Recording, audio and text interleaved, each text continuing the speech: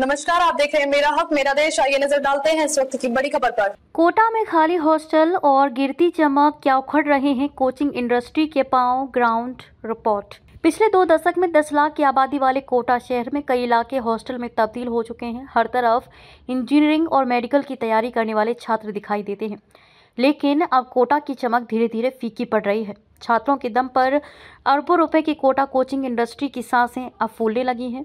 जो हॉस्टल छात्रों की चहल पहल से गुलजार रहते थे, अब वहां कमरों पर ताले लटके हैं और खिड़कियां सूनी पड़ी हैं।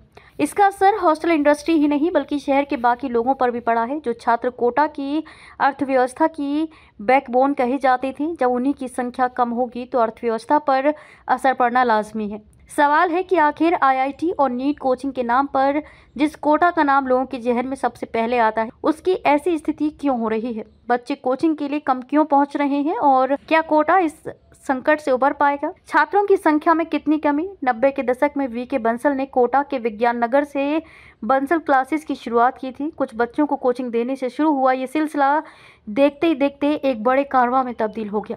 उनके बाद इंजीनियरिंग और मेडिकल की तैयारी करवाने के लिए कई कोचिंग इंस्टीट्यूट ने कोटा को अपना केंद्र बना लिया और धीरे धीरे ये शहर कोचिंग इंडस्ट्री के रूप में बदल गया। नेशनल टेस्टिंग एजेंसी के मुताबिक साल 2024 में करीब 23 लाख छात्रों ने नीट और करीब 12 लाख छात्रों ने जेईई की परीक्षा दी।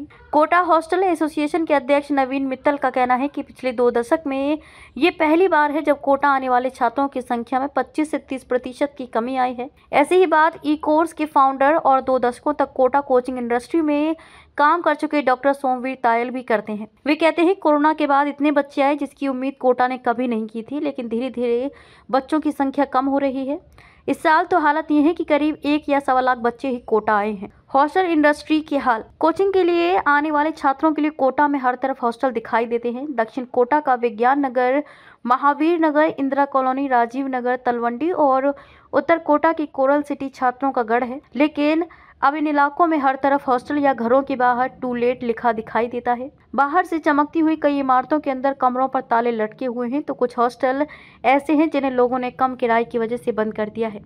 नवीन मित्तल कहते हैं करीब 30% बच्चों की कमी के कारण हमारी इंडस्ट्री 6,000 करोड़ रुपए से अब 3,000 करोड़ रुपए पर आ गए हैं। विज्ञान नगर में मेस के साथ हॉस्टल चलाने वाले संदीप जैन कहते हैं ये कोटा में कोचिंग का सबसे पुराना इलाका है, यहीं से बंसल सर ने कोचिंग शुरू की थी। कोटा से मोह भंग क्यों? कोटा में साल 2023 में 23 छात्रों ने आत्महत्या की। साल 2015 के बाद ये पहली बार था जब छात्रों ने इतनी बड़ी संख्या में ऐसे कदम उठाए। बिहार के रहने वाले आदित्य कुमार अपनी क्लास के 10 बच्चों के साथ 2 साल पहले कोटा गए थे। मकसद था आईआईटी में दाखिला, लेकिन अब वे और उनके सभी साथी वापस पटना या बिहार के ही दूसरे शहरों में लौट आए हैं और वहीं रहकर ही तैयारी कर रहे हैं। वे कहती हैं बच्चा घर से पहली बार निकलता है, उसे अकेलापन महसूस होता है, पढ़ाई के दौरान तनाव भी आता है। ऐसे में मैं कोशिश करती हूँ कि हर महीने आकर अपनी बेटी से मिलूं ताकि उसे घर जैसा माहौल मिल सके। प्रीति कहती हैं मीडिया में जब आत्महत्या की खबरें देखते हैं तो हम भी परेशान हो जाते हैं, लेकिन हम अपनी बेटी के साथ लगातार संपर्क में रहते हैं। पिछली बार तो मैं 2 महीने तक अपनी बेटी के साथ रहकर गई थी। वहीं दूसरी तरफ कोटा हॉस्टल एसोसिएशन के अध्यक्ष नवीन मित्तल का मानना है कि आत्महत्याओं के नाम पर कोटा को जानबूझकर बदनाम किया गया है। अब तक के लिए बस इतना ही। फिर होगी आपसे मुलाकात ऐसी एक और बड़ी खबर के साथ। तब तक के लिए नमस्कार और देखते रहिए मेरा हक मेरा देश।